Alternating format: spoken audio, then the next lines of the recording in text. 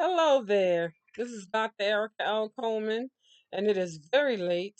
And I did a video about, I think a week ago, or maybe even 2 weeks ago, where it was late, and I thought, you know what, it's late and I'm tired. And so, this is not going to be long. And I talked for 40 minutes. So I promise you, I'm not going to do that tonight. But I do want to talk about a very important subject, and that is free speech. Um,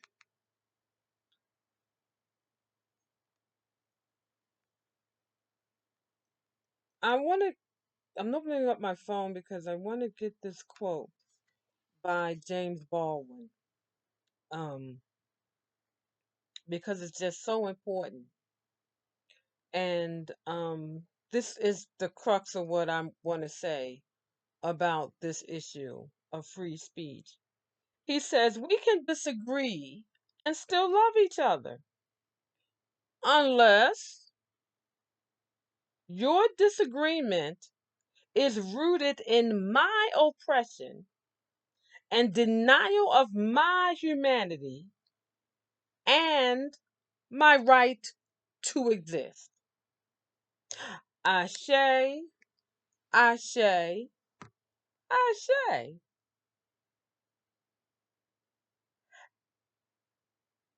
If you think that anything that comes out of somebody's mouth should be protected, then you have the wrong definition of free speech. Hate speech should not be protected speech. It should not be protected under the First Amendment. Plain and simple. I don't know why people don't understand it. And in this day and time now, where, you want to ban books and, you don't want to talk about sordid history of these United States, where you want to sanitize it all. No, you can't do that. So that is infringing on somebody's free speech.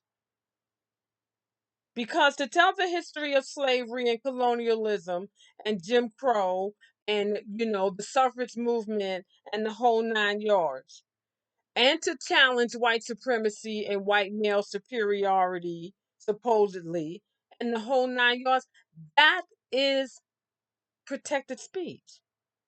That is not trying to when we challenge people who try to, engage in language, because language is important, and try to engage in language that justifies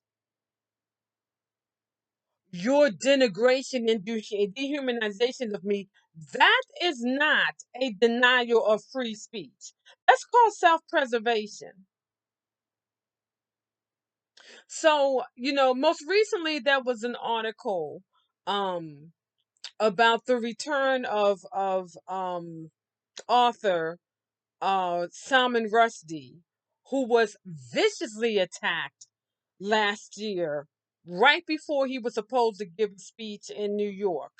I mean, so severely attacked that he lost sight in his right eye. I think it's his right eye. Well, one of his eyes is gone.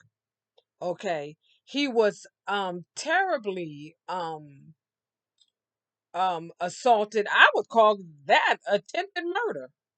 Now remember, they had a fatwa. Iran put a fatwa out on this man years ago when he wrote the book or published the book, um, The Satanic Verses. Now I specifically remember that time and all the controversy behind it because I was a part of the um Word of Faith movement, the Christian evangelicals, so Copeland Hagen, Oral Roberts, that gang. And my pastor at the time, went off. Railed against the book. And we joined in with him. And none of us had read the book. You don't judge a book by its cover, neither do you judge it by its title. And really, we as Christian people, and I'm quotation marks because I don't even want to be identified anymore. Okay, let's just be real about it. But, at the time, as a Christian, I had my own thinking. I'm thinking that this is, about, Satan worship, the satanic verses. Oh my God, the satanic Bible.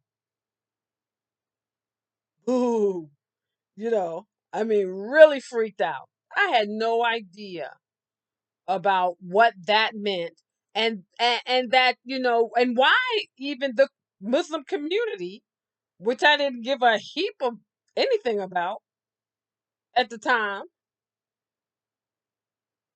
why they were so upset. But in the Penn article, it was making a false equivalent between people on the so-called right, which I call the wrong, and the so-called left, um, who, oppose free speech. No, the conservatives, Republicans, just want to paint this, you know, pie in the sky picture of America and sanitize its past and its present. And this is why you're having all the, I mean, education is more about politics than it is about education. It's always been that way, always. So, when they started challenging, the narrative about Christopher Columbus and the founding fathers and the whole nine yards, oh, you're bringing politics into the classroom. Politics been in the classroom from day one. That's nothing new. But hate speech should not be protected speech. And as Baldwin said, if you want to engage in discourse that, promotes white supremacy, male supremacy, any kind of supremacy, I don't care what kind of supremacy it is.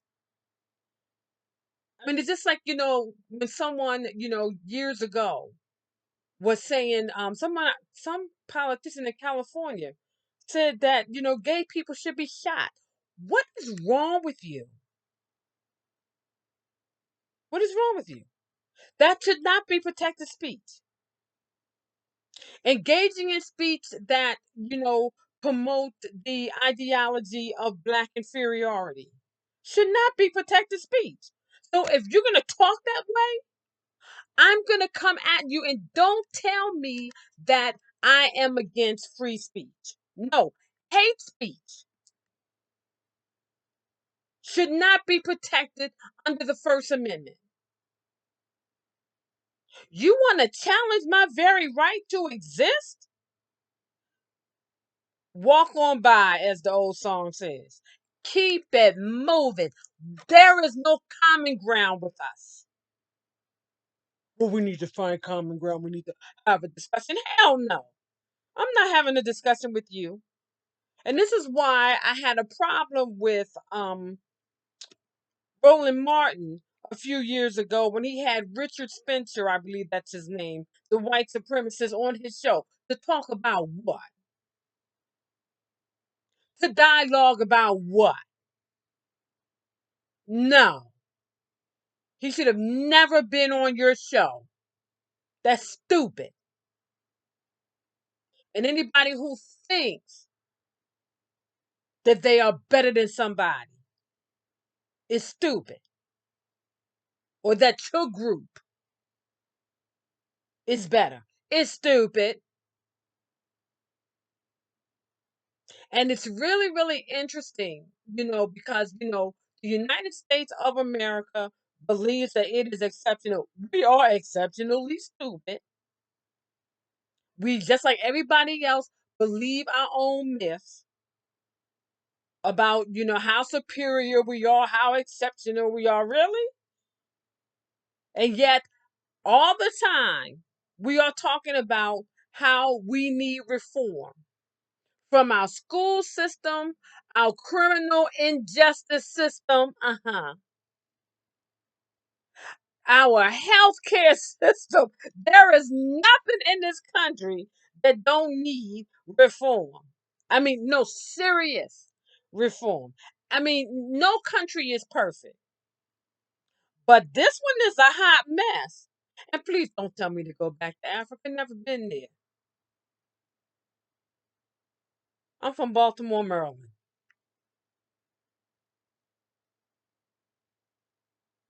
So let's be real here, people. No, this is a false equivalency.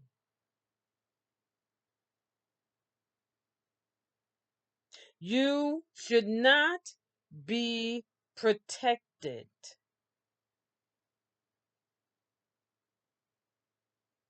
when you justify oppressing another people, anybody, whether collectively or individually. That's not free speech. That is hate speech. And it should not be protected under the First Amendment. It is just that simple, people. And y'all can miss me with that crap. Do not accuse me of being against free speech because I say that there are certain things that you should not be allowed to say. Like you cannot scream fire in a crowded building, in a crowded room, in a crowded anything. And free speech has consequences. It does. It should. It should. Okay. That's all I have to say. This is under coming up on the 13-minute mark, but nope. I'm going to shut it down. Y'all have a good night. I'll see you next time. And watch your mouth.